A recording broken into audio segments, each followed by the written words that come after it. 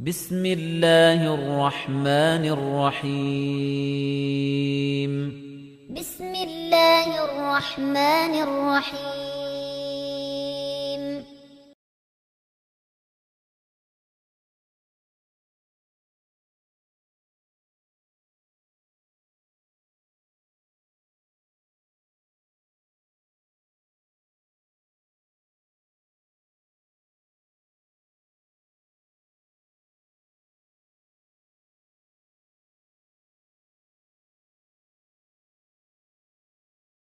الحمد لله رب العالمين والصلاة والسلام على سيد الأنبياء والمرسلين أما بعد أعوذ بالله من الشيطان الرجيم بسم الله الرحمن الرحيم سيقول السفهاء من الناس ما ولاهم عن قبلتهم التي كانوا عليها قل لله المشرق والمغرب يهدي من يشاء إلى صراط مستقيم صدق الله العظيم اللهم صل على محمد وعلى آل محمد وبارك وسلم رب اشرح لي صدري ويسر لي أمري واحلل عقدة من لساني يفقهوا قولي واجعل لي وزيرا من أهلي آمین یا رب العالمین۔ ناظرین کرام السلام علیکم ورحمۃ اللہ وبرکاتہ۔ پروگرام بصیرت القرآن میں خوش آمدید۔ الحمدللہ آج 39واں پروگرام آپ کی خدمت میں پیش کر رہے ہیں۔ قاری سلمان صاحب نے قرآن حکیم کی تلاوت فرما کر پروگرام کا باقاعدہ آغاز فرما دیا ہے۔ انشاءاللہ آج ہم سورۃ البقرہ آیات 142 تا 144 کا مطالعہ کریں گے اور اسی کے ساتھ دوسرے پارے کا آغاز ہو رہا ہے الحمدللہ۔ ناظرین کرام اسٹوڈیوز میں ہمارے ساتھ ہمیشہ کی طرح ہمارے نوجوان ساتھی جو قرآن اکیڈمی سے آتے تشریف فرما ہے۔ السلام علیکم ورحمۃ اللہ وبرکاتہ۔ وعلیکم السلام ورحمۃ اللہ وبرکاتہ۔ خیریت سے آپ لوگ؟ الحمدللہ۔ جی ناظرین کرام چلتے ہیں اپنی ترتیب کے مطابق آگے بڑھتے ہیں اور سب سے پہلے ایک مبارک حدیث کا بیان۔ آئیے قرآن سیکھیں اس حوالے سے فرمان نبوی صلی اللہ علیہ وسلم۔ ان قریب ایک فتنہ برپا ہونے والا ہے، پھر سوال کیے جانے پر آپ صلی اللہ علیہ وسلم نے فرمایا کہ اس سے بچنے کا ذریعہ اللہ کی کتاب ہے۔ جامع ترمذی کی روایت ہے، فتنوں سے بچنے کے لیے اللہ کے نبی صلی اللہ علیہ وسلم نے فرمایا قرآن کو تھامنا۔ اللہ مجھے اور آپ کو قرآن کو سمجھنے کی اور اس کے تقاضوں پر عمل کرنے کی توفیق عطا فرمائے تاکہ ہم فتنوں سے بچنے والے بن سکیں۔ آئیے ناظرین کرام چلتے ہیں آج کی زیر مطالعہ آیات کے ترجمے کی طرف۔ سورۃ البقرہ آیات 142 سے 144 کا ترجمہ آئیے سمجھتے ہیں۔ ارشاد ہوا، ان قریب کہیں گے لوگوں میں سے کچھ احمق کہ کس چیز نے پھیر دیا انہیں ان کے اس قبلے سے جس پر وہ اب تک تھے۔ اے نبی صلی اللہ علیہ وسلم فرما دیجئے کہ اللہ ہی کے لیے مشرق اور مغرب ہے، وہ ہدایت دیتا ہے جسے چاہتا ہے سیدھے راستے کی طرف، اور اسی طرح سے ہم نے بنا دیا تمہیں بہترین امت تاکہ تم گواہ بن جاؤ لوگوں پر اور رسول صلی اللہ علیہ وسلم گواہ بن جائیں تم پر۔ اور ہم نے مقرر نہیں کیا تھا وہ قبلہ بیت المقدس جس پر کہ اے نبی صلی اللہ علیہ وسلم آپ اب تک تھے، مگر اس لیے تاکہ ہم ظاہر کر دیں کون پیروی کرتا ہے رسول کی اس کے مقابلے میں جو الٹے قدموں پھر جاتا ہے، اور یقیناً وہ بہت بھاری حکم تھا سوائے ان لوگوں کے جنہیں اللہ نے ہدایت دی، اور اللہ تمہارا ایمان یعنی نمازیں ضائع نہیں فرمائے گا، بے شک اللہ لوگوں پر بہت ہی مہربان رحم فرمانے والا ہے۔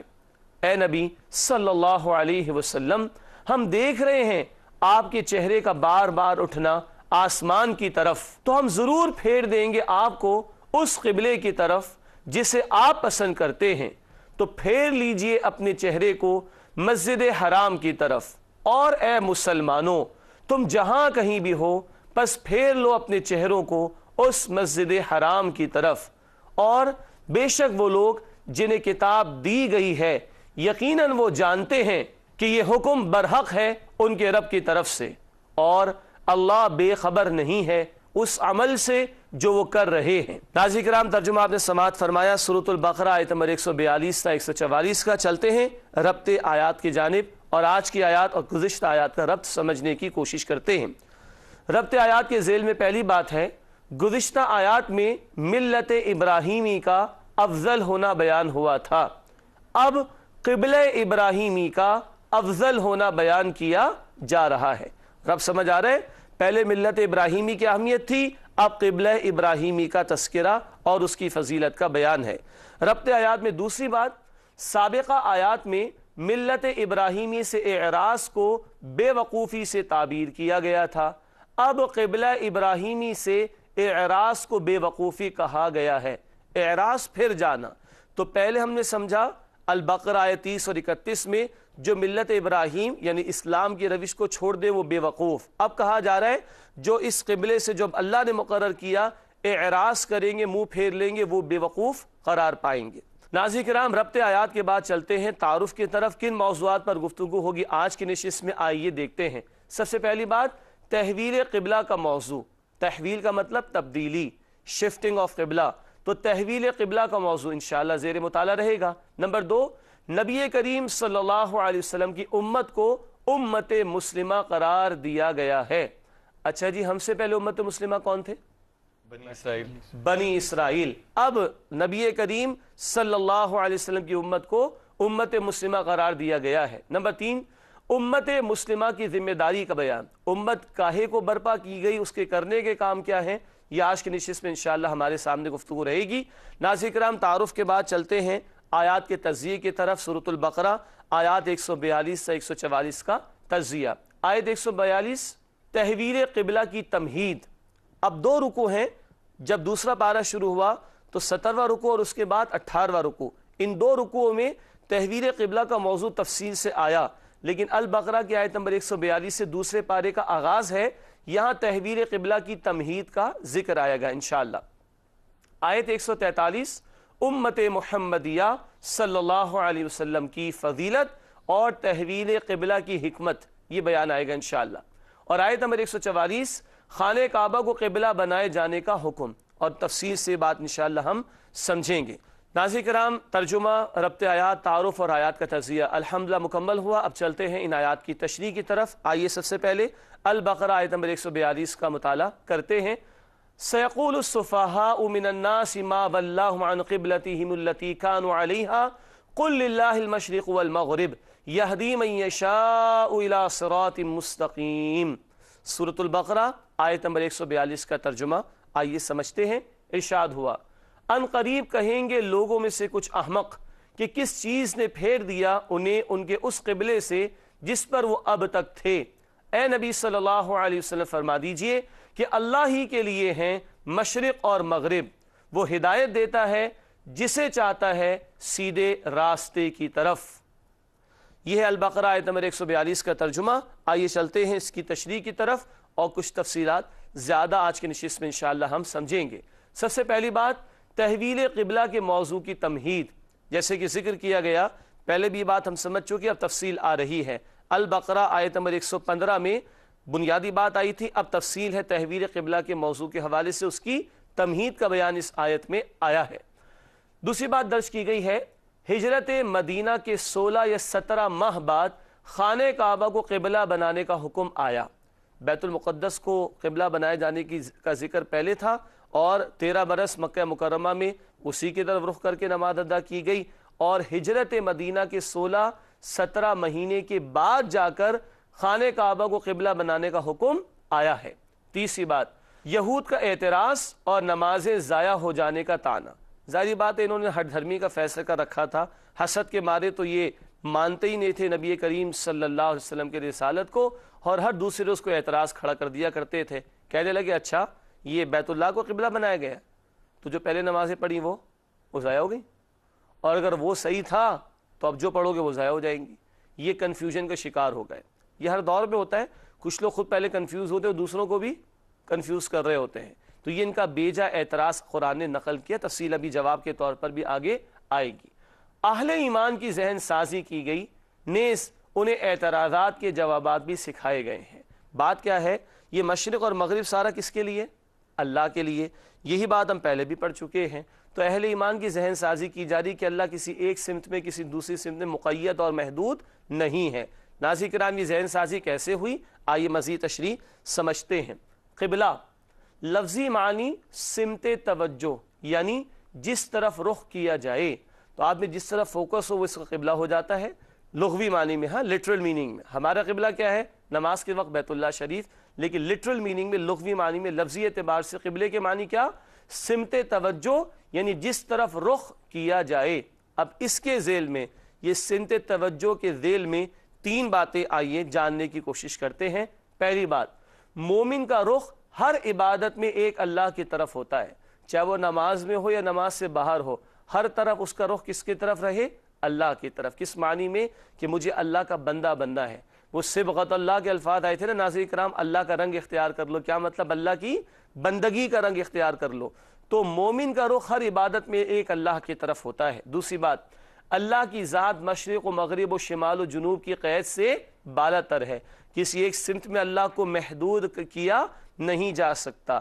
یہی بات تمہیدی طور پر البقرہ کی آیت نمبر 115 میں آئی تھی، جس طرف بھی تم رخ کرو گے اللہ ہی کی توجہ کو پاؤ گے، فثم وجہ اللہ، اللہ ہی کی توجہ کو پاؤ گے۔ توجہ ہم کر چکے ہیں، اس آیت کے حوالے سے تشریح بیان کر چکے ہیں سورۃ البقرہ آیت نمبر 115 میں۔ آخری بات، ایک سمت متعین کیے جانے کی حکمت وہ کیا ہے؟ امت میں وحدت اور یکجہتی۔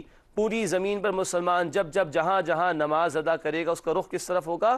بیت اللہ کی طرف۔ اس سے اتحاد، یگانگت پیدا ہوتی ہے، یکجہتی پیدا ہوتی ہے، مرکزیت پیدا ہوتی ہے۔ ناظرین کرام، یہ سورۃ البقرہ آیت نمبر 142 جس کا ترجمہ اور مختصر وضاحت ہمارے سامنے آئی۔ چلتے ہیں آگے اور آیت نمبر 143 کا مطالعہ شروع کرتے ہیں، اس میں قدر تفصیل زیادہ ہوگی انشاءاللہ۔ ارشاد ہوا، وَكَذَلِكَ جَعَلْنَاكُمْ أُمَّةً وَسَطًا لِتَكُونُوا شُهَدَاءَ عَلَى النَّاسِ وَيَكُونَ الرَّسُولُ عَلَيْكُمْ شَهِيدًا وَمَا جَعَلْنَا الْقِبْلَةَ الَّتِي كُنْتَ عَلَيْهَا إِلَّا لِنَعْلَمَ مَن يَتَّبِعُ الرَّسُولَ مِمَّن يَنقَلِبُ عَلَى عَقِبَيْهِ وَإِن كَانَتْ لَكَبِيرَةٌ إِلَّا عَلَى الَّذِينَ هَدَى اللَّهُ وَمَا كَانَ اللَّهُ لِيُضِيعَ إِيمَانَكُمْ إِنَّ اللَّهَ بِالنَّاسِ لَرَءُوفٌ رَحِيمٌ۔ سورۃ البقرہ آیت نمبر 143 سے آئیے اس کا ترجمہ سمجھنے کی کوشش کرتے ہیں۔ ارشاد ہوا، اور اسی طرح سے ہم نے بنا دیا تمہیں اے مسلمانوں بہترین امت، تاکہ تم گواہ بن جاؤ لوگوں پر اور رسول صلی اللہ علیہ وسلم گواہ بن جائیں تم پر۔ اور ہم نے مقرر نہیں کیا تھا وہ قبلہ بیت المقدس جس پر کہ نبی صلی اللہ علیہ وسلم آپ اب تک تھے، مگر اس لیے تاکہ ہم ظاہر کر دیں کون پیروی کرتا ہے رسول کی اس کے مقابلے میں جو الٹے قدموں پھر جاتا ہے، اور یقیناً وہ بہت بھاری حکم تھا سوائے ان لوگوں کے جنہیں اللہ نے ہدایت دی، اور اللہ تمہارا ایمان یعنی نمازیں ضائع نہیں فرمائے گا، بے شک اللہ لوگوں پر بہت ہی مہربان رحم فرمانے والا ہے۔ ناظرین کرام، یہ سورۃ البقرہ آیت نمبر 143 طویل آیت بھی ہے اور مضامین کے اعتبار سے بہت اہم بھی ہے، اس سے وضاحت تھوڑا زیادہ کریں گے اس میں انشاءاللہ تعالی۔ سب سے پہلی بات تشریح نکات میں ہم نے لکھی ہے، بنی اسرائیل کو امت مسلمہ کے منصب سے معزول کر کے امت محمدیہ صلی اللہ علیہ وسلم کو اس پر فائز کر دیا گیا۔ معزول کرنا جیسے کسی کو جاب سے فائر کر دینا، نکال دینا۔ تو پچھلی امت مسلمہ کون تھی؟ بنی اسرائیل، ان کو فائر کر دیا اللہ نے، ان کو معزول کر دیا، ان کو اللہ نے ہٹا دیا، اور ان کی جگہ نبی کریم صلی اللہ علیہ وسلم کی امت کو امت مسلمہ کے منصب پر فائز کر دیا۔ سادہ الفاظ میں امت مسلمہ ہونے کے ناطے اب نبی صلی اللہ علیہ وسلم کے مشن کو آگے بڑھانا یہ ہمارا فرض ہے، اس کام کے لیے امت کو امت بنایا گیا ہے۔ دوسری بات تشریح میں ہم نے لکھی ہے، تحویل قبلہ تحویل امت کی علامت بھی ہے۔ بیت المقدس کی نسبت بنی اسرائیل اپنی طرف کرتے تھے تو ان کو معزول کر دیا گیا، یہ علامت ہے کہ بیت المقدس کی بجائے اب بیت اللہ شریف کو قبلہ مقرر کیا جا رہا ہے، اس امت کو معزول کر دیا گیا، اور ابراہیم علیہ السلام کی نسل میں اب بنی اسماعیل میں سے نبی کریم صلی اللہ علیہ وسلم رسول بنا دیے گئے، اللہ کے آخری رسول، ان کی امت کو امت مسلمہ کے منصب پر فائز کر دیا گیا۔ تو ناظرین کرام نوٹ کیجئے، یہ شفٹنگ آف قبلہ از شفٹنگ آف امہ، یہ قبلے کی تبدیلی امت کی تبدیلی کی بھی علامت اور سمبل ہے۔ تیسری بات، امت وسط سے مراد ایسا اعلیٰ گروہ جو عدل اور بہترین روش پر قائم ہو۔ امت وسط کے کئی تراجم آپ تراجم میں دیکھیں گے، بہترین امت، معتدل امت، عدل والی امت۔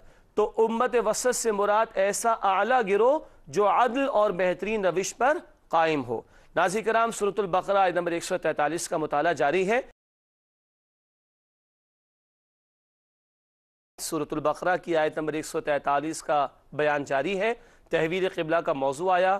تحویل قبلہ تحویل امت کی علامت ہے، اور بنی اسرائیل کو معزول کر کے نبی کریم صلی اللہ علیہ وسلم کی امت کو امت وسط قرار دیا گیا، امت مسلمہ کا درجہ دے دیا گیا۔ امت وسط پر بات ہو رہی تھی، آئیے تشریح کو آگے بڑھاتے ہیں۔ ہم نے ذکر کیا امت وسط سے مراد ایسا اعلیٰ گروہ جو عدل اور بہترین روش پر قائم ہو۔ اب اللہ ہمیں توفیق دے ہم عدل کی بھی روش اختیار کریں اور بہترین زندگی بسر کر کے انسانیت کے سامنے نمونہ پیش کریں۔ اللہ تعالی ہمیں اس کی توفیق عطا فرمائے۔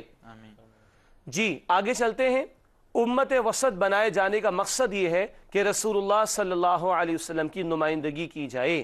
ہمارا ایمان ہے کہ نبوت ختم ہو گئی نبی کریم صلی اللہ علیہ وسلم پر، اب انسانیت کے سامنے اللہ کے دین کی نمائندگی ہم نے کرنی۔ اسی لیے اس آیت میں کہا گیا کہ تم لوگوں پر گواہ بنو اور رسول صلی اللہ علیہ وسلم تم پر گواہ بنے۔ یہ فریضہ شہادت ہے، گواہی دینے والی ذمہ داری۔ تو اب انسانیت کے سامنے اللہ کے دین کی گواہی پیش کرنا، نبی کریم صلی اللہ علیہ وسلم کی نمائندگی کرتے ہوئے، یہ آپ کی اور میری اور پوری امت کی ذمہ داری بنتی ہے۔ ناظرین کرام، اللہ آپ کو اور مجھے ذمہ داری کا ادراک اور احساس عطا فرمائے اور ہمیں اس کو ادا کرنے کی توفیق بھی عطا فرمائے۔ آگے چلتے ہیں۔ نمائندگی کی بات آئی، ریپرزنٹیٹیو بننا ہے، نمائندہ بننا ہے۔ یہ نمائندگی قول، عمل اور اجتماعی نظام قائم کر کے دینا ضروری ہے۔ کتنی باتیں؟ 3، قول، دوسرا عمل، اور تیسرا اجتماعی نظام۔ نبی کریم صلی اللہ علیہ وسلم نے اپنی زبان سے بھی پیغام پہنچایا، احکام پر عمل کر کے بھی دکھایا، اور ایک انقلابی جد و جہد برپا فرما کر بالفعل اللہ کے دین کو غالب کر کے دنیا کے سامنے پریزنٹ کیا، دنیا کے سامنے پیش کیا۔ جال حق و زہق الباطل ان الباطل کان زہوقا۔ قرآن کہتا ہے سورہ بنی اسرائیل آیت نمبر 81 میں، حق آگے اور باطل مٹ گیا، بے شک باطل ہے ہی مٹنے کے لیے۔ سورہ بنی اسرائیل آیت نمبر 81 میں یہ بیان آیا ہے۔ تو یہ نمائندگی قول، عمل اور اجتماعی نظام قائم کر کے دینا ضروری ہے۔ اللہ ہمیں اس کی ہمت و توفیق عطا فرمائے۔ اگلی بات، اولاً بیت المقدس کو قبلہ بنانے کا حکم حجیت حدیث کی دلیل ہے۔ حجیت حدیث، حدیث کی اتھارٹی۔ ہمارے دین میں قرآن بھی سورس آف اسلامک نالج ہے، اسلامی معلومات کے لیے بنیادی ذریعہ جہاں قرآن ہے وہاں سنت رسول بھی صلی اللہ علیہ وسلم۔ شریعت کے قانون کو مرتب کرنے کے لیے جیسے قرآن بنیادی ذریعہ ہے، ایسے ہی حدیث رسول بھی بنیادی ذریعہ ہے صلی اللہ علیہ وسلم۔ ناظرین بہت توجہ سے سنیے گا، دوبارہ عرض کر رہا ہوں، اولاً بیت المقدس کو قبلہ بنانے کا حکم حجیت حدیث کی دلیل ہے۔ یہ آیت جب ہم پڑھ رہے ہیں اور ترجمہ ہم نے سمجھا بھی ہے تو اللہ نے کہا وہ قبلہ ہم نے اس لیے مقرر کیا تھا۔ کون سا قبلہ؟ پچھلا والا۔ پچھلا والا کون سا تھا؟ بیت المقدس۔ اللہ کہتے ہیں ہم نے مقرر کیا تھا تاکہ ہم امتحان لیں کون رسول کی پیروی کرتا ہے، کون نفی کرتا ہے۔ پڑھ چکے نا؟ اللہ کہہ رہے ہم نے مقرر کیا تھا۔ پورے قرآن میں کہیں ذکر نہیں، پورے قرآن میں کہیں یہ حکم نظر نہیں آئے گا کہ بیت المقدس کو قبلہ بناؤ، لیکن اللہ کہہ رہے ہیں حکم ہم نے دیا تھا۔ تو اللہ کا یہ حکم امت کو کس نے دیا تھا؟ نبی کریم صلی اللہ علیہ وسلم نے۔ اس سے معلوم ہوا قرآن کے علاوہ بھی نبی کریم صلی اللہ علیہ وسلم پر وحی آتی تھی۔ ناظرین کرام، امید بات سمجھ آ رہی ہے؟ باقی آپ تفاسیر کا مطالعہ کریں گے تو یہ نقطہ اور آپ پر واضح ہوگا۔ تو اتھارٹی آف سنہ، حجیت حدیث کی دلیل اس آیت میں بھی ہمارے سامنے آئی، اور معلوم ہوا کہ قرآن کے علاوہ بھی نبی کریم صلی اللہ علیہ وسلم پر وحی کا نزول ہوا کرتا تھا۔ اگلی بات، تحویل قبلہ عربوں اور اہل کتاب کے لیے بڑا امتحان تھا۔ مکہ مکرمہ میں نبی صلی اللہ علیہ وسلم تھے، حکم کیا تھا؟ بیت المقدس کی طرف رخ کرو۔ خیر مکہ مکرمہ میں ممکن تھا کہ بیت اللہ بھی سامنے رہے، پیچھے بیت المقدس آ جائے، لیکن عربوں کی زیادہ مناسبت اور نسبت کس سے تھی؟ بیت اللہ سے، مگر حکم کیا تھا؟ بیت المقدس۔ امتحان ہو گیا نا؟ اچھا، اہل کتاب میں سے جو ایمان لائے تو وہ تو بیت المقدس سے نسبت رکھتا تھا، اب اس کو کس طرف رخ کرنا ہے؟ بیت اللہ کی طرف۔ اس کا بھی امتحان ہو گیا۔ ناظرین یہ حکمت ہے کہ امتحان لینا مقصود تھا، کون رسول کی پیروی کرتا ہے، کون اپنی روایات سے جڑا رہتا ہے۔ ہم بھی جائزہ لیں، اپنی روایات کو ہم نے دین بنا رکھا ہے یا نبی پاک صلی اللہ علیہ وسلم کی تعلیمات کو ہم دین سمجھتے ہیں؟ غور کرنا چاہیے۔ اگلی بات، نماز کو ایمان قرار دے دیا گیا۔ اللہ نے فرمایا کہ اللہ تمہارے ایمان کو ضائع نہیں فرمائے گا۔ مسئلہ ایمان کے ضائع ہونے کا اٹھا تھا یا نمازوں کے ضائع ہونے کا؟ یہود نے تو یہ کہا تھا نا، لیکن اللہ کہہ رہے اللہ تمہارے ایمان کو ضائع نہیں کرے گا، گویا نماز کو ایمان قرار دے دیا گیا۔ نماز اس قدر اہم ہے۔ اللہ ہمیں تمام نمازوں کا اہتمام کرنے کی توفیق عطا فرمائے۔ آخری بات اس ذیل میں لکھی ہے، اصل شے اللہ کا حکم ہے، نہ کہ کچھ ظاہری افعال۔ ظاہری افعال کی بھی اہمیت ہے، یہ کرو یہ نہ کرو، لیکن جب تک کہا بیت المقدس کی طرف رخ کرو تو وہی دین تھا، وہی حکم تھا۔ اب کہا بیت اللہ کی طرف رخ کرو تو یہی دین ہے، یہی حکم ہے۔ رمضان شریف میں کیا ہوتا ہے؟ پانی سحری ختم ہونے سے پہلے حلال ہوتا ہے، جیسے ہی سحری کا وقت ختم ہو گیا اب ہاتھ نہیں لگا سکتے۔ پانی میں کچھ نہیں رکھا، جب اللہ کہے حلال تو حلال، جب اللہ کہہ دے حرام تو حرام۔ جب اللہ نے کہا ادھر رخ کرو تو وہ حکم، اب اللہ کہہ رہے ادھر رخ کرو تو یہی حکم ہے۔ اصل شے اللہ سبحانہ و تعالیٰ کا حکم ہے، نہ کہ کوئی ظاہری افعال۔ ناظرین کرام، آج کے متعلق یہ آخری آیت ہے البقرہ، آیت نمبر 144۔ اب آئیے اس کا مطالعہ شروع کرتے ہیں۔ ارشاد ہوا، قد نرى تقلب وجهك في السماء فلنولينك قبلة ترضاها فول وجهك شطر المسجد الحرام وحيث ما كنتم فولوا وجوهكم شطره وإن الذين أوتوا الكتاب ليعلمون أنه الحق من ربهم وما الله بغافل عما يعملون۔ سورۃ البقرہ آیت نمبر 144 ہے، اس کا ترجمہ سمجھنے کی کوشش کرتے ہیں۔ ارشاد ہوا، اے نبی صلی اللہ علیہ وسلم، ہم دیکھ رہے ہیں آپ کے چہرے کا بار بار اٹھنا آسمان کی طرف، تو ہم ضرور پھیر دیں گے آپ کو اس قبلے کی طرف جسے آپ پسند کرتے ہیں، تو پھیر لیجئے اپنے چہرے کو مسجد حرام کی طرف، اور اے مسلمانوں تم جہاں کہیں بھی ہو بس پھیر لو اپنے چہروں کو اس مسجد حرام کی طرف، اور بے شک وہ لوگ جنہیں کتاب دی گئی ہے یقیناً وہ جانتے ہیں کہ یہ حکم برحق ہے ان کے رب کی طرف سے، اور اللہ بے خبر نہیں ہے اس عمل سے جو وہ کر رہے ہیں۔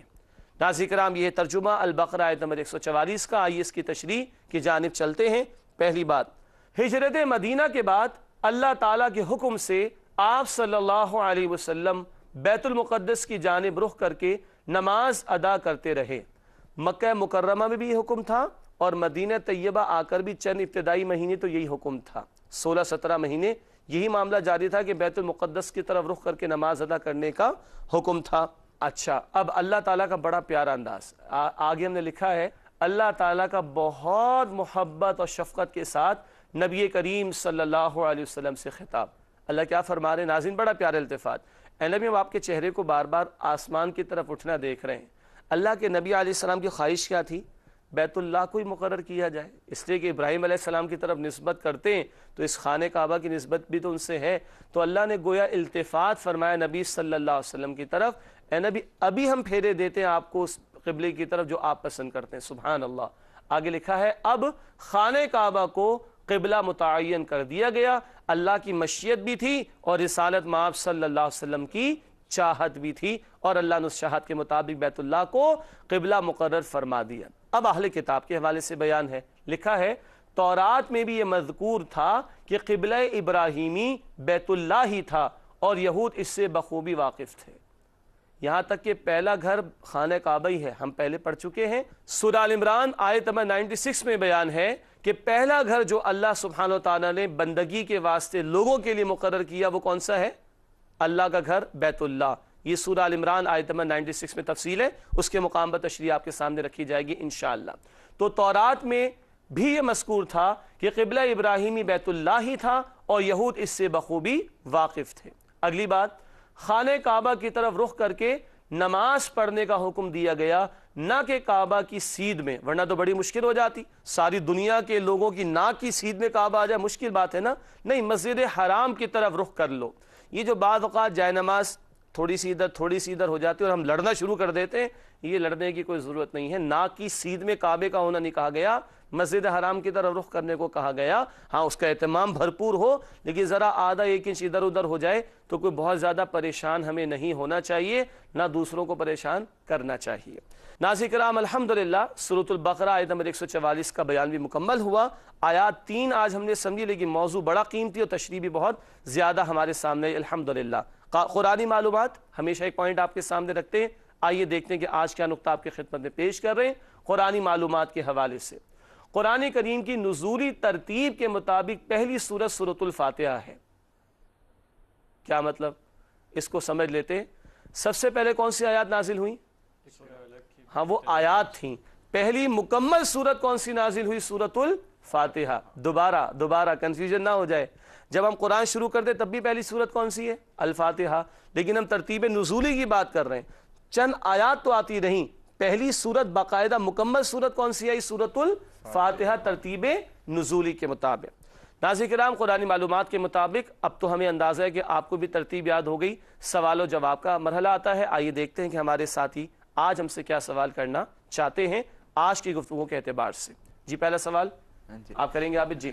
نماز کو ایمان کہا گیا، اس کی مزید وضاحت کر دیجیے۔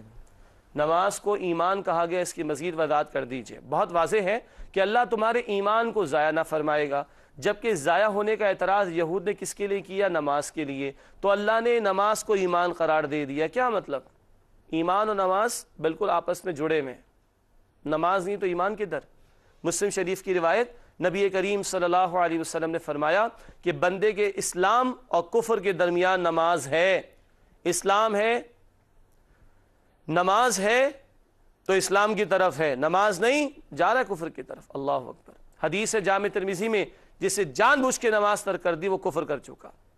ہاں مسلمان تو اس کو مانیں گے، حقیقت کے اعتبار سے وہ کافرانہ روش۔ تو یہ اہمیت ہے نماز کی۔ الذین یؤمنون بالغیب، آگے کیا آتا ہے؟